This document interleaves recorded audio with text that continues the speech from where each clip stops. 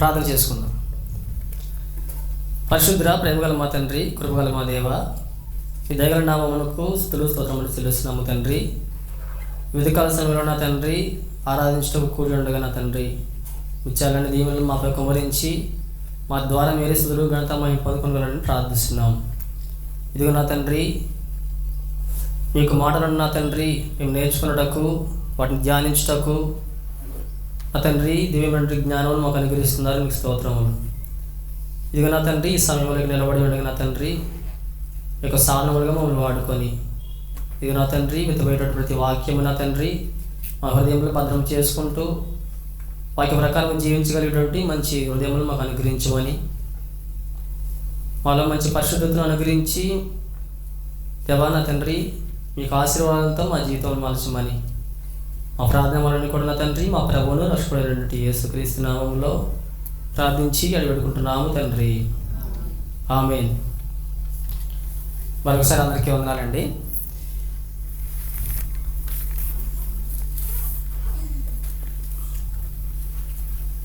చదవబడినటువంటి Bible పఠనం ద్వారాగా దేవుడు నమ్మదగిన వాడు అనే విషయాన్ని మనం కొద్ది నిమిషాలు ఆలోచన చేద్దాం. దేవుడు నమ్మదగిన వాడు. ఎందుకు అనంటే, మనుషులైతే కాలం గడుస్తున్న కొద్దిగా మారుతూ ఉంటారు. మనుషులు ఇచ్చిన మాటను కూడా ఆ కాలక్రమేణా మర్చిపోతుంటారు. కొన్నిసార్లు అయితే దాన్ని గుర్తుపెట్టుకోరు కూడా. కానీ దేవుడు మాత్రం ఎన్నటికీ మారినవాడు కనుక ఆయన నమ్మదగిన వాడుగా ఉంటున్నాడు. ఆ విషయమై మనము కొన్ని వచనములను ఆలోచన చేద్దాము. సంఖ్యాకాండము 23వ అధ్యాయము 19వ వచనం చదువుకుందాం. దేవుడు అబద్ధమాడుటకు ఆయన మానవుడు కాడు, పశ్చాత్తాపపడుటకు ఆయన నరపుత్రుడు కాడు. ఆయన చెప్పి చేయకుండునా, ఆయన మాట ఇచ్చి స్థాపింపకుండునా. చాలండి. ఆయన అబద్ధమాడటకు ఆయన మనిషి కాదు, ఆయన నరపుత్రుడు కాడు, పశ్చాత్తాపపడడు.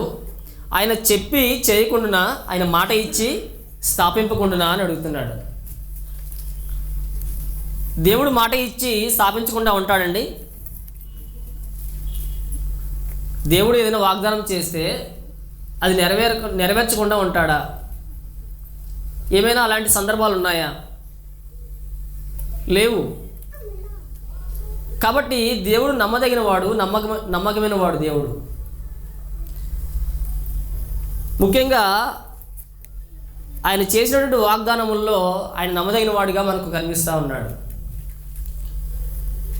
కీర్తనల గ్రంథము 33వ అధ్యాయంలో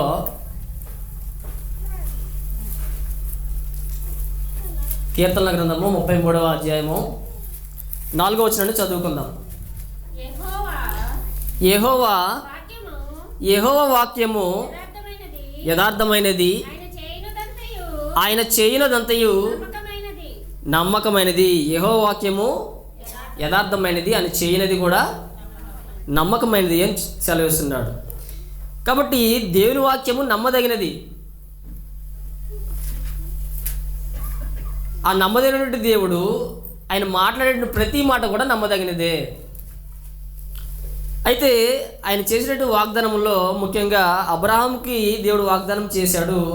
అంతకంటే ముందుగానే మొట్టమొదటి మానవుడైనటువంటి ఆదాము దగ్గర కూడా వాగ్దానము చేసి ఉన్నాడు. ఈ సంతానం ద్వారాగా భూలోక వంశములన్నీ కూడా ఆశ్రయించబడతాయి అని చెప్పి దేవుడు వాగ్దానం చేశాడు. ఆ విషయాన్ని ఒకసారి చూద్దాం. ఆదికాండము 22వ అధ్యాయము 18వ వచనంలో అబ్రహాంకి దేవుడు వాగ్దానం చేస్తున్నాడు. మరియు నీవు నా మాట వినినందున భూలోకములోని జనములన్నీ నీ సంతానం వలన ఆశీర్వదించబడును. నా తోడని ప్రమాణము చేసి ఉన్నానని యెహోవా సెలవిచ్చినను. మనుషులు ఎవరైనా ప్రమాణం చేసినప్పుడు ఇదిగో నా తోడు ప్రమాణం చేస్తున్నాను, నీ తోడు ప్రమాణం చేస్తున్నాను, ఆకాశం తోడు ప్రమాణం చేస్తున్నాను అని చెప్పి ప్రమాణం చేస్తారు. ఎందుకంటే వారికంటే అవి ఉన్నతంగా ఉన్నాయి అనే ఉద్దేశంతో వాటి మీద ప్రమాణం చేస్తూ మాట ఇస్తూ ఉంటారు. కానీ దేవుడు ఎలాగ ప్రమాణం చేస్తున్నాడంటే నా తోడుని, అంటే ఆయన తోడుగానే ప్రమాణం చేస్తున్నాడు. అంటే ఆయన కంటే గొప్పవారు ఎవరు లేరు కాబట్టి. అందుకే భూలోక వంశములన్నీ కూడా నీ సంతానం వలన ఆశీర్వించబడతాయి అని అబ్రహాముకు వాగ్దానం చేశాడు దేవుడు. ఎవరు ఆ సంతానము అని ఆలోచించినట్లయితే గలతీ పత్రికలో ఆ మాటను మనకు తెలియజేస్తూ ఉన్నాడు.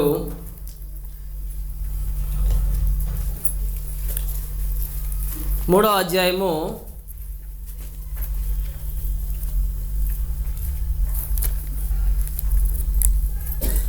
16 నుంచి చదువుదాం. అబ్రహామునకును అతని సంతానమునకును వాగ్దానములు చేయబడెను. ఆయన అనేకులను గూర్చి అన్నట్టు నీ సంతానములకును అని చెప్పక ఒకని గూర్చి అన్నట్టే నీ సంతానములకును అనెను. ఆ సంతానము క్రీస్తు. ఆలోచన చేయండి. ఎప్పుడో 6000 సంవత్సరాల క్రితము ఆదాముకి దేవుడు వాగ్దానం చేశాడు స్త్రీ సంతానాన్ని. 6000 సంవత్సరాల క్రితము దేవుడు ఆదాముకి వాగ్దానం చేస్తే ఇన్ని సంవత్సరాలు, ఇన్ని వేల సంవత్సరాలు గడిచిపోతున్నా కానీ దేవుడు ఆ వాగ్దానాన్ని మర్చిపోయాడా? మర్చిపోలేదు. ఆయన తరతరములకు కూడా ఆయన చేసిన వాగ్దానాన్ని, ఆయన చేసిన నిబంధనను జ్ఞాపకం చేసుకునే దేవుడు. కాబట్టి ఆ వాగ్దానాన్ని మర్చిపోకుండా కాలము పరిపూర్ణమైనప్పుడు తన కుమారుని పంపెను అంటున్నాడు. ఇప్పుడు ఆ సంతానం అంటే స్త్రీ సంతానముగా క్రీస్తును మనకి ఇచ్చి ఉన్నాడు. దేవుడు ఆ వాగ్దానాన్ని నెరవేర్చాడు. ఎందుకు? అక్కడే చెప్పాడు, భూలోక వంశములన్నీ కూడా ఈ సంతానం వలన ఆశీర్వదించబడాలి. ఆశీర్వదించబడటం అంటే ఏంటి? ఆస్తి సమృద్ధిగా కలగడమా? సకల ఐశ్వర్యములు కలగడమా? కాదు. అంత మాత్రమే కాదు. కానీ పాపములు క్షమించబడటం. ఆశీర్వించబడటం అంటే పాపములు క్షమించబడి ప్రతి ఒక్కరు కూడా పరిశుద్ధులుగా తీర్చిదిద్దబడటం. అది దేవుడు ఇచ్చినటువంటి ఆశీర్వాదం. ఇంకా ఇశ్రాయేలుని గురించి కూడా దేవుడు వాగ్దానం చేశాడు. అయితే వారి గురించి ఒక మాటను బైబిల్ గ్రంథంలో సెలవిస్తూ ఉన్నాడు. ఏమనంటే మలాకీ గ్రంథము 3వ అధ్యాయము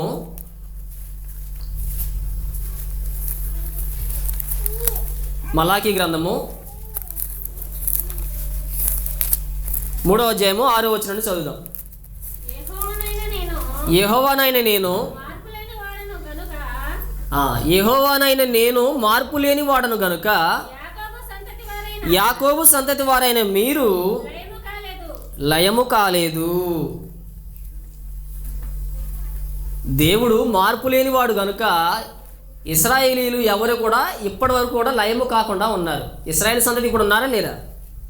ఒక దేశమే ఉంది, ఇశ్రాయేల్ దేశం.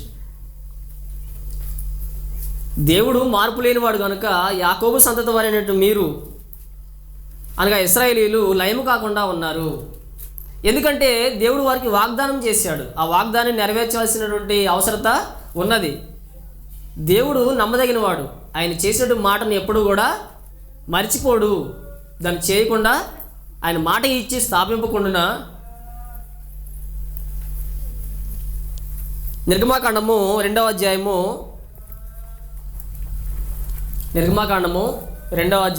24వ వచనం చూద్దాము. కాగా దేవుడు వారి మూలుగును విని అబ్రహాము, ఇస్సాకు, యాకోబులతో తాను చేసిన నిబంధనను జ్ఞాపకము చేసుకునేను. ఇశ్రాయేలు కొంతకాలం తర్వాత ఎన్నో శ్రమలు అనుభవించారు. ఐగుప్తులో వారు బానిసతనం అనుభవించారు. కాబట్టి వారు పడుతున్నటువంటి వారి శ్రమలో పెడుతున్నటువంటి మొరను దేవుడు విన్నాడు. దేవుడు వారికి చేసినటువంటి నిబంధనను జ్ఞాపకం చేసుకున్నాడు. ముఖ్యంగా ఎవరికి? అబ్రహాము, ఇస్సాకు, యాకోబులకు చేసినటువంటి నిబంధన. ఏమిటా నిబంధన? మీ సంతానంను ఖచ్చితంగా నేను ఆశీర్వదిస్తాను, మిమ్మల్ని లయము కాకుండా చూస్తాను, మీకు దేశాన్ని స్వాస్థ్యముగా ఇస్తాను. ఈ వాగ్దానాలన్నింటినీ దేవుడు జ్ఞాపకం చేసుకొని, ఆ నిబంధనలు జ్ఞాపకం చేసుకొని దేవుడు వారిని విడిచిపెట్టకుండా ఆ బానిసతనం నుంచి, ఆ ఐగుప్తు చెర నుంచి దేవుడు వారిని విడిపించాడు. ఇదే మాట ఇక్కడ సెలవిస్తూ ఉన్నాడు. ఇదిగో ఈ విధంగా నేను చేసిన వాగ్దానమును జ్ఞాపకం చేసుకొని మిమ్మల్ని వెలుపలికి తీసుకొచ్చాను అనే విధంగా దేవుడు మాట్లాడుతూ ఉన్నాడు. కాబట్టి అంత మాత్రమే కాకుండా నిత్య జీవనం కూర్చున్నట్టు వాగ్దానం కూడా దేవుడు మనకు దయచేసి ఉన్నాడు. యోహాను రాసిన మొదటి పత్రిక 2వ అధ్యాయము 25వ వచనంను చదువుకుందాం. యోహాను రాసిన మొదటి పత్రిక 2వ అధ్యాయము 25వ వచనం. నిత్య జీవము అనుగ్రహించునన్నదియే ఆయన తానే మనకు చేసిన వాగ్దానము. నిత్య జీవము అనుగ్రహిస్తానని దేవుడు మనకు వాగ్దానం చేశాడు. మరి ఆ నిత్య జీవమును ఎలా పొందుకోవాలి? ఆ నిత్య జీవమును పొందుకోవడానికి మొదట ఒక మెట్టును ఏర్పాటు చేశాడు. అదే మృతుల పునరుద్ధానం. దానియేలు గ్రంథంలో చక్కగా తెలియజేస్తున్నాడు. 12వ అధ్యాయము 2వ వచనంలో. దానియేలు గ్రంథము 12వ అధ్యాయము 2వ వచనం.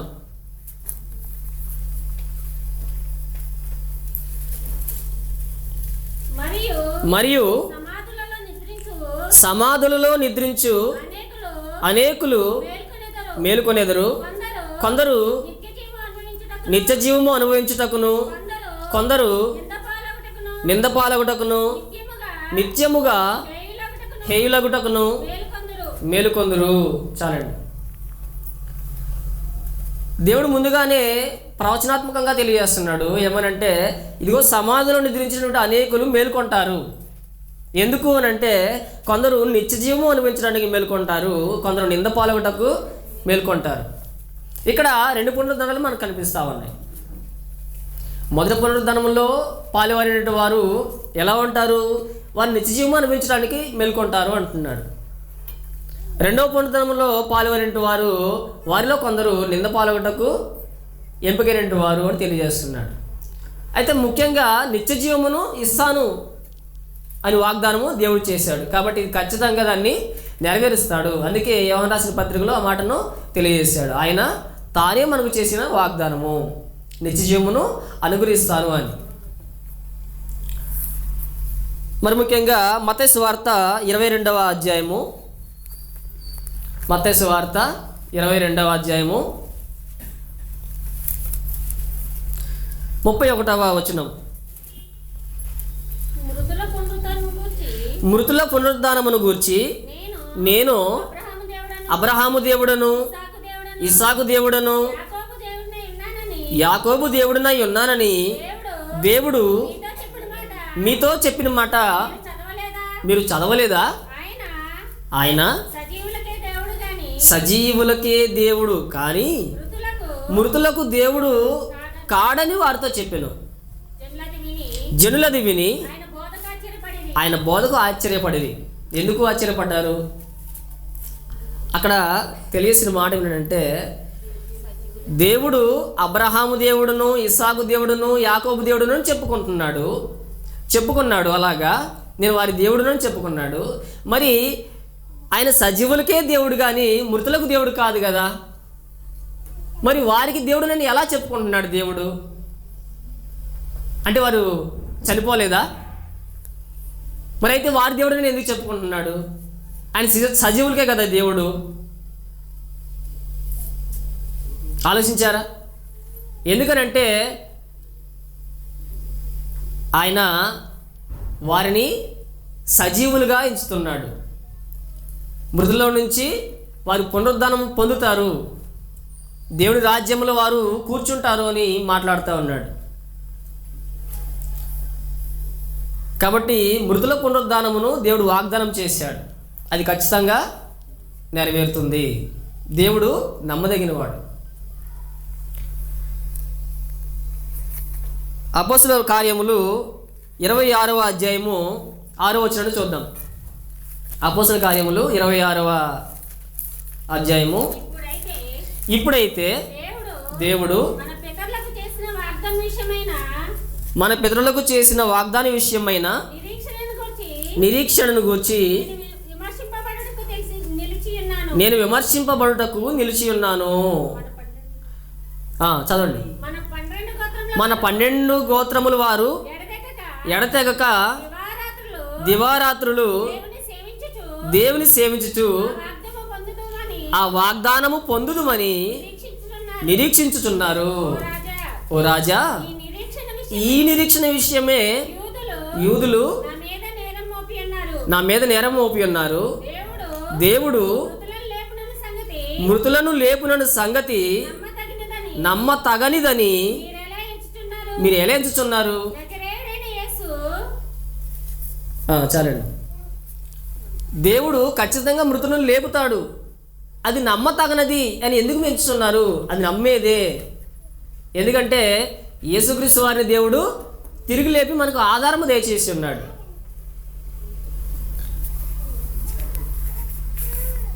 ముఖ్యంగా ఆయన క్రీస్తుని గురించి వాగ్దానము చేసి ఉన్నాడు, అది దాన్ని నెరవేరుస్తూ ఉన్నాడు. ఆయన రాకడ గురించిన వాగ్దానము ఇంకా నిలిచి ఉన్నది. ప్రాముఖ్యంగా రాజుల మొదటి గ్రంథము 8వ అధ్యాయంలో, రాజుల మొదటి గ్రంథము 8వ అధ్యాయము 23 నుంచి కొన్ని వచనాలు మనము చూసినట్లయితే,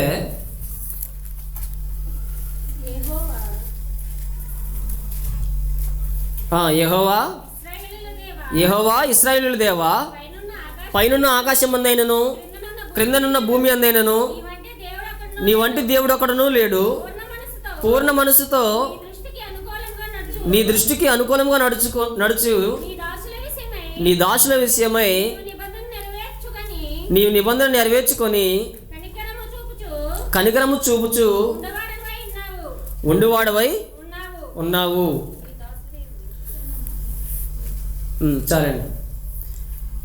ఆయన ఎప్పటికీ కూడా నిబంధనను నెరవేర్చేటటువంటి దేవుడుగా మనకు కనిపిస్తూ ఉన్నాడు. మరి ముఖ్యంగా అపోస్తలుల కార్యములు 13వ అధ్యాయంలో ఒక మాట తెలియజేస్తూ ఉన్నాడు. అపోస్తలుల కార్యములు 13వ అధ్యాయము 17 నుంచి చూసినట్లయితే, 13వ అధ్యాయం 17 నుంచి, ఇశ్రాయేలీయులారా, దేవునికి భయపడువారులారా వినుడి.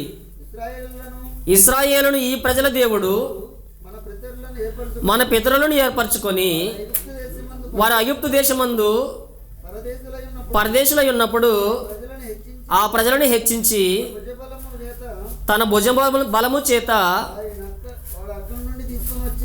నేను చదువుతాను వినండి, వారిని అక్కడి నుండి తీసుకుని వచ్చి ఇంచుమించు 40 ఏండ్ల మట్టుకు అరణ్యంలో వారి చేష్టలను సహించను. మరియు కనాను దేశంలో 7 జాతుల వారిని నాశనం చేసి వారి దేశంలోను వీరికి స్వాస్యముగా పంచిచ్చెను. ఇంచుమించు 450 సంవత్సరములు ఇట్లా జరిగను. అటు తర్వాత ప్రవక్త అయిన సమూయేలు వరకు ఆయన వారికి న్యాయాధిపతులను దయచేసెను. ఆ తర్వాత వారు రాజు కావాలని కోరగా దేవుడు బెన్యామీను గోత్రీయుడును కీషు కుమారుడునైన సౌలును వారికి 40 ఏండ్ల వరకు దయచేసెను. తర్వాత అతన్ని తొలగించి దావీదును వారికి రాజుగా ఏర్పరచెను. మరియు ఆయన, నేను యెషయి కుమారుడైన దావీదును కనుగొంటిని, అతడు నా ఇష్టానుసారుడైన మనుషుడు, అతడు నా ఉద్దేశములను నెరవేర్చునని చెప్పి అతని గురించి సాక్ష్యం ఇచ్చెను. అతని సంతానము నుండి దేవుడు తన వాగ్దానము చొప్పున ఇశ్రాయేలు కొరకు రక్షకుడగు యేసును పుట్టించెను. మొదటి నుంచి ఏమి జరిగింది, ఎలాగా ఆ వాగ్దానం నెరవేరింది అనేది తెలియజేస్తూ వచ్చాడు. కాబట్టి దేవుడు ఖచ్చితంగా ఆ వాగ్దానం నెరవేర్చేటువంటి దేవుడుగా ఉంటున్నాడు. కాబట్టి దేవుడు నమ్మదగిన వాడు. ఆయన వాగ్దానం విషయంలో ఎప్పటికీ కూడా ఆయన మాట తప్పిపోడు. మనకి ఏదైతే వాగ్దానం చేశాడో దాన్ని ఖచ్చితంగా నెరవేర్చే దేవుడే అన్నాడు. కాబట్టి చివరిగా రోమీయులకు రాసిన పత్రిక 8వ అధ్యాయము 32వ వచనం చదువుకుందాము. 32వ వచనం, 8వ అధ్యాయము 32. తన సొంత కుమారుని అనుగ్రహించుటకు వెనుక తీయక మన అందరి కొరకు ఆయనను అప్పగించిన వాడు ఆయనతో పాటు సమస్తమును మనకెందుకు అనుగ్రహింపడు? ఏమన్నాడు అక్కడ? తన సొంత కుమారుని అనుగ్రహించుటకు వెనుక తీయక మనందరి కోసము ఆయన అప్పగించినటువంటి దేవుడు మరి ఆయనతో పాటు, అంటే ఆయన తన సొంత కుమారునే మన కోసం ఇచ్చినప్పుడు ఆయనతో పాటు సమస్తమును మనకెందుకు అనుగ్రహింపడు? ఇది నమ్ముతున్నారా మీరు ఇస్తాడని? కాబట్టి దేవుడు నమ్మదగిన వాడు కనుక, ఆయన ఏమాత్రమును మార్పు లేనివాడు కనుక ఆయన చేసినట్టు వాగ్దానములు ఇంకనూ నిలిచి ఉన్నాయి. అది మనం నమ్మాలి. అది ఆయన నమ్మకత్వానికి నిదర్శనం అన్నమాట. మనము యథార్థవంతులుగా ఆ యొక్క విశ్వాసమును మనం పెంపొందించుకుంటూ దాన్ని కొనసాగిస్తూ మన రక్షణను కొనసాగిస్తూ ఈ లోకంలో మనము ఆయనకు ఇష్టలుగా జీవించినట్లయితే ఖచ్చితంగా ఆ యొక్క వాగ్దానములు మన జీవితంలో ఆయన ఖచ్చితంగా నెరవేరుస్తాడు. కాబట్టి ఈ యొక్క విషయాలు మీరు జ్ఞాపకం ఉంచుకోవాలి.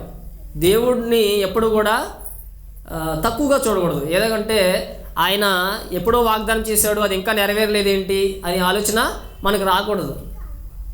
మనకు 1000 సంవత్సరాలు కావచ్చు, కానీ ఆయనకి ఒక దినము వలె దేవునికి ఉన్నవి.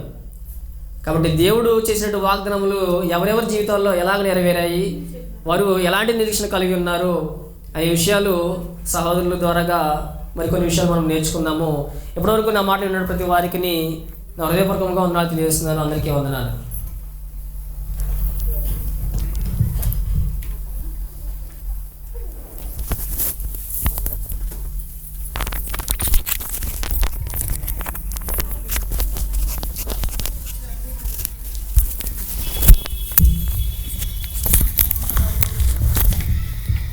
ఏం చెప్పాడండి ఇప్పటివరకు? నిజంగానే నమ్మదగిన వాడా దేవుడు? నిజం చెప్పండి. ఎప్పుడో వాగ్దానం చేశాడు, అయిపోయింది. ఇక 2000 సంవత్సరాలు అయిపోయినాయి, ఇంకేం లేదు. ఎవరి పని వాళ్ళు చేసుకుంటున్నారు, ఎవరి జీవితం వాళ్ళు గడుపుతున్నారు. అబ్రహాం గారికి వాగ్దానం చేసినప్పుడు నీకు సంతానం ఇస్తానని ఎన్ని సంవత్సరాలు వెయిట్ చేస్తారండి? ఆయన మాత్రం 1 సంవత్సరం వెయిట్ చేస్తాడు, 2 సంవత్సరాలు వెయిట్ చేస్తాడు. 25 సంవత్సరాలు ఎవరు వెయిట్ చేస్తారు? ఆయన విశ్వాసం అది పరీక్షింపబడుతుంది. మనము తండ్రి అయిన దేవుణ్ణి నమ్ముతున్నామా లేదా అనే మన విశ్వాసం నేటికి పరీక్షింపబడుతుంది. ఆయన దీర్ఘశాంతంతో మనందరి కోసం ఎదురు చూస్తూ ఉన్నాడు. ఇప్పటికైనా నువ్వు మారుతావా, నా దగ్గరికి వస్తావా, రావా, ఇప్పటికైనా మారు, ఇప్పటికైనా మారు, ఇప్పటికైనా మారు. దీర్ఘశాంతము కలిగినటువంటి న్యాయాధిపతిగా ఉన్నాడు దేవుడు. ఆయన చేసిన ప్రతి వాగ్దానాన్ని నెరవేర్చుకుంటూ వస్తున్నాడు. అబ్రహాం గారికి చేసినటువంటి వాగ్దానంలో నీయందు సమస్త భూవంశములు, భూజనములు ఆశీర్వదింపబడతాయి అన్నారు. సోదరులు ఆ మాటను గుర్తు చేశారు. ఆశీర్వదింపబడడం అంటే కార్లు, బంగ్లాలు, మంచి మంచి ఆస్తులు, అంతస్తులు, ఐశ్వర్యాలు ఇవి కాదండి. పాపం నుంచి రక్షించడం. అపొస్తలుల కార్యాల్లో మాట ఉంటుంది, చాలా చక్కగా ఉంటుంది. సత్యం.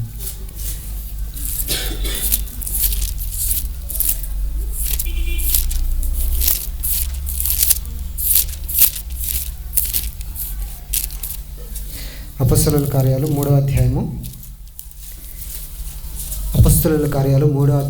26వ వచనము.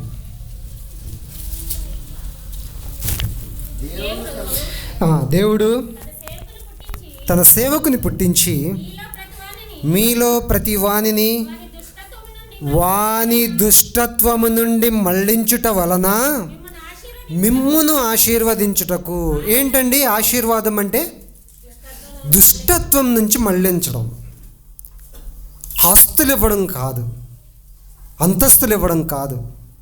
మనకున్నటువంటి దుష్టత్వం, మనము పుట్టుకతోనే చనిపోవడానికి ఒక అర్హతని సంపాదించిన వాళ్ళం, కానీ దానిని తీసివేసి, ఆ మరణాన్ని తీసివేసి నిత్య జీవం ఇవ్వడము. మనలో ఉన్నటువంటి పాప స్వభావం ఏదైతే ఉందో ఆ పాప స్వభావాన్ని తీసివేయడము, ఇది ఆశీర్వాదము అని ప్రవక్తల ద్వారా తెలియజేశాడు. ప్రవక్తల నుంచి, పితరుల దగ్గర నుంచి చాలా స్పష్టంగా తెలియజేస్తూ వచ్చాడు. ఆయన ఇచ్చిన ప్రతి వాగ్దానాన్ని నెరవేర్చుకుంటూ వస్తున్నాడు. ఎందుకు ఆయన ఇచ్చినటువంటి ప్రతి వాగ్దానాన్ని నెరవేర్చుకుంటూ వస్తున్నాడు అంటే దానికి కారణం ఏంటి? ఆయన నమ్మదగినవాడు. వాగ్దానం ఇచ్చేటువంటి దేవుడు, వాగ్దానాలని నెరవేర్చగలిగినటువంటి దేవుడు. కాబట్టి ఆయనని మనం నమ్మవలసిన అవసరత ఎంతైనా ఉంది. సోదరులు వెంకటేష్ గారు ఇప్పటివరకు చాలా చక్కని విషయాలు తెలియజేశారు. సంఘం అంతా తరపున వందనాలు తెలియజేసుకుంటున్నాను. మరికొన్ని విషయాలు పంచుకోవడానికి సోదరులు రాంబాబు గారు సిద్ధంగా ఉన్నారు. ఈ మధ్యలో దయచేసి అందరూ లేచి క్రమంగా నిలబడినట్లయితే దయగను మా దేవా యెహోవా దీన జనా రక్షక సర్వేశ దయగను మా దేవా సర్వ సృష్టికర్తవు సర్వాంతర్యామివి సర్వోన్నతుడవు సర్వశక్తిమంతుడవు సర్వ సృష్టికర్తవు సర్వాంతర్యామివి సర్వోన్నతుడవు సర్వశక్తిమంతుడవు